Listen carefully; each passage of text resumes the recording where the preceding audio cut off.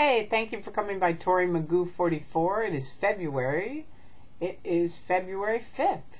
It's Valentine's. It's the month of Valentine's. I hope all of you have someone that you're sending a Valentine to or thinking of something wonderful to do on Valentine's Day. It can be your mother, it can be your father, it can be your brother, your sister, your girlfriend, your wife, your husband, whatever, your grandparents. But it's a wonderful month. Your kids. It's a wonderful month to just have fun and do something wonderful that's loving. So I hope you guys are doing that. I'm dressed like this because it's really cold here in Los Angeles. It's amazing how it was 80 degrees last week. I went out and did a little mini picnic with one of my friends, an anonymous friend. And you can see that video over on Xenu.net.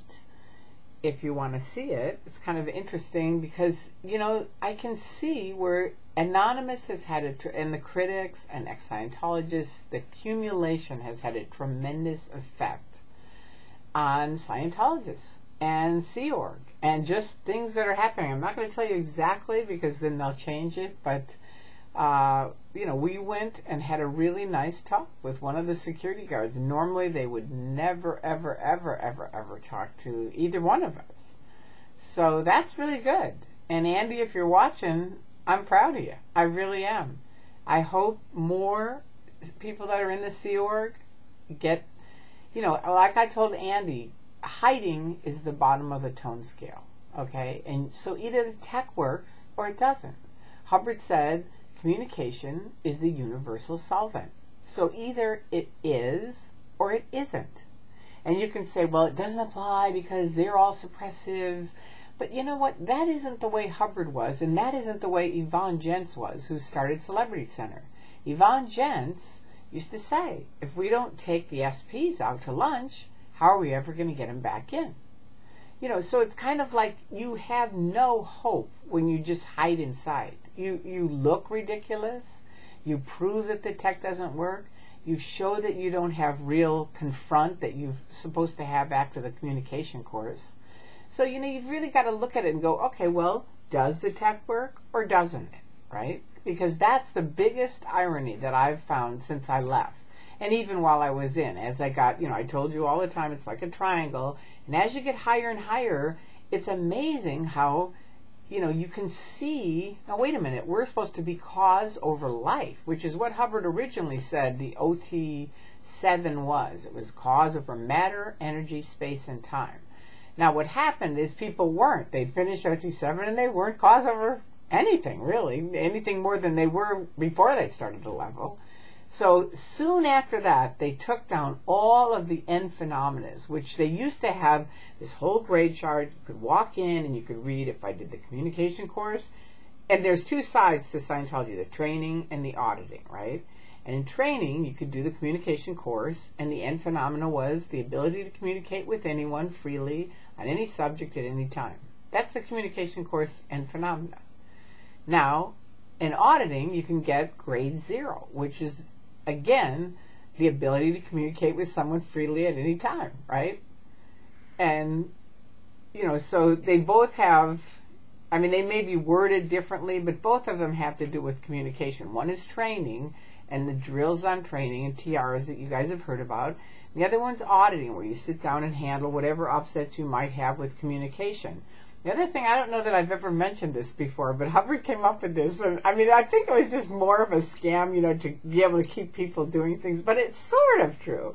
Originally you just had let's say you're the PC, I'm the auditor. It's like, all right, who can't you communicate with, right? Okay, and they'd talk and da-da-da-da. But then he realized, wait a minute, there's 4 flows to every process, right? So there's, I'll see if I can remember them. I'm not great at all these, but it's sort of like you to another, another to you, others to others, and I think it's you to yourself. I'm not sure. I think there's 4 flows, because flow 1 is, I believe, you to another. Flow 2 is you, another to you, like someone, let's say you're trying to communicate to someone, right? That's flow 1. Have you ever had any problems with someone communicating to you? Someone to you. And have you ever, had problems with others to others, right? Like some people have relationships, their parents, where they were always fighting, right? So that's where that would come up, right? And they would talk about that. And then I know there's a fourth one. Someone who's watching this can write it. I forget what flow 4 is, but I think it's you to yourself. I think, but I may be wrong.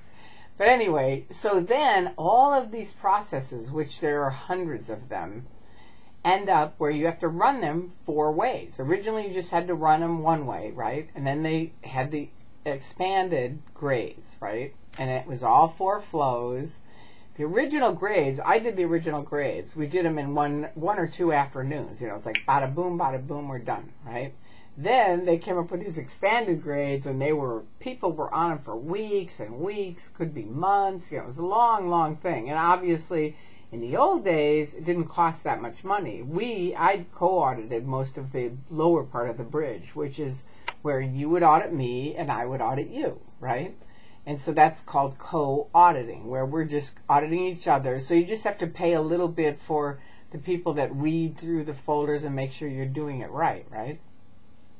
But you have to get trained so you know what you're doing, or you're supposed to.